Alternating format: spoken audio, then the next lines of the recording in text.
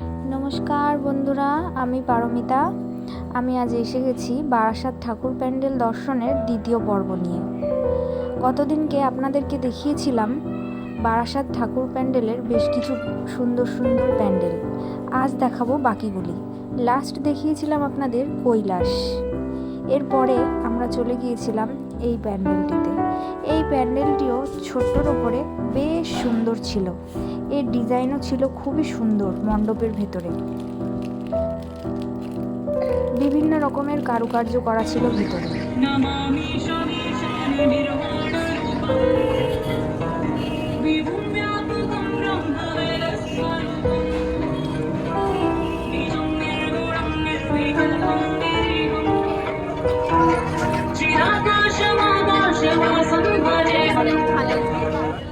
এই মণ্ডপের প্রতিমাটিও ছিল ভারী সুন্দর। এরপরে আমরা চলে গিয়েছিলাম যেই প্যান্ডেলটিতে।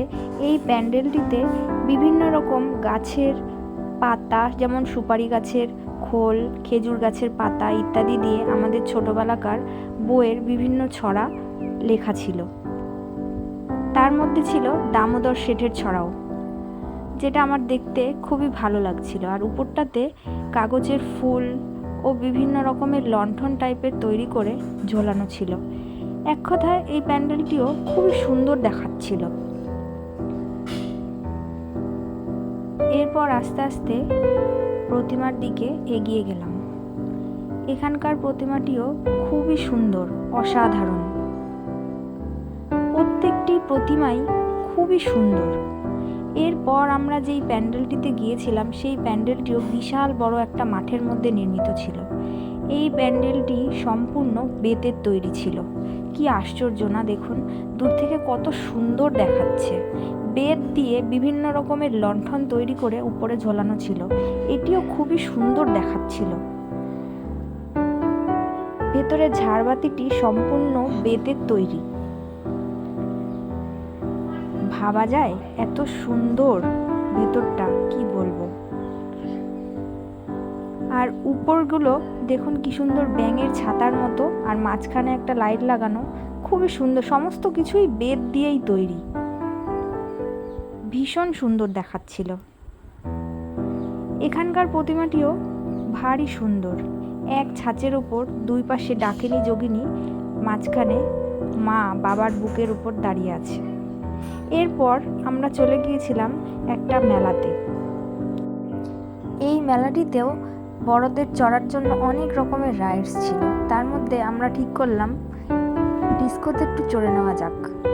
তাই সবাই মিলে উঠে গিয়েছিলাম ডিস্কোতে। আর এটাতে চড়ে আমাদের অতীতের কিছু স্মৃতিচারণও ঘটেছিল। বেশ ভালোই মজা করেছিলাম।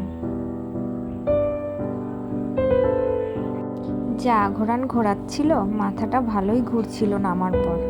এরপর অল্প কিছু খাওয়া দাওয়া করে আমরা চলে গিয়েছিলাম পরের প্যান্ডেলে।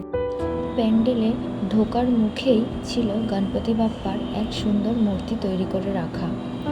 এটা ছিল আমাদের ঘোরা প্যান্ডেলের মধ্যে সর্বশেষ প্যান্ডেল। আমরা সারা রাত ধরে বারাসাতের প্রায় অর্ধেক প্যান্ডেল ঘুরেও শেষ করতে পারিনি। তবে যা দেখেছি তার মধ্যে এই প্যান্ডেলটি আমার সবচাইতে সেরা লেগেছিল। আপনাদের কোনটা সবথেকে বেশি ভালো লেগেছে সেটা কমেন্টে জানাতে পারেন। বিশাল বড় বড় আদিবাসীদের মূর্তি তৈরি করে রাখা ছিল এই প্যান্ডেলের চারদিকে। এছাড়াও দেওয়ালে বিভিন্ন রকমের নকশা ও কারুকার্য করা ছিল ও অনেক রকমের মূর্তিও তৈরি করে চারিদিকে রাখা ছিল। সম্পূর্ণ ভিডিওটি যদি ভালো লেগে থাকে একটা লাইক করে দেবেন। এই মণ্ডপের প্রতিমাটিও খুবই সুন্দর ছিল।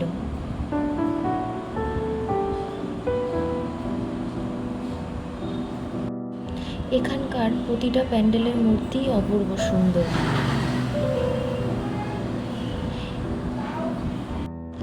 তাহলে আর কি, এবার সারা রাতের ক্লান্তি আর ঢুলুঢুলু চোখ নিয়ে বাড়ি ফেরার পালা। সবাই ভালো থাকবেন, সুস্থ থাকবেন। ফিরে আসবো আপনাদের জন্য নতুন আবার একটি সুন্দর ভিডিও নিয়ে। ততক্ষণের জন্য টাটা।